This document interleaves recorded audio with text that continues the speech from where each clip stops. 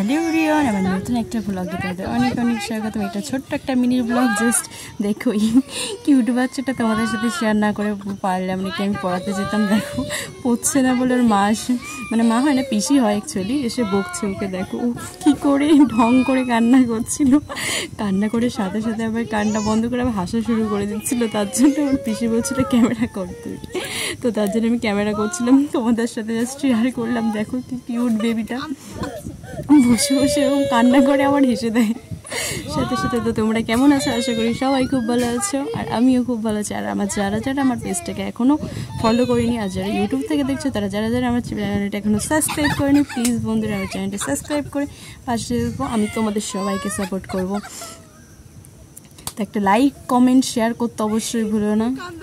Tata. তো ছোট্ট cute baby দুষ্টুমিটা তোমাদের কাছে কেমন লাগলো অবশ্যই কমেন্ট করে জানাবে। তোমরা অবশ্যই জানাবে তোমাদের কার্কের বাড়িতে এরকম দুষ্ট বেবি আছে বন্ধুরা।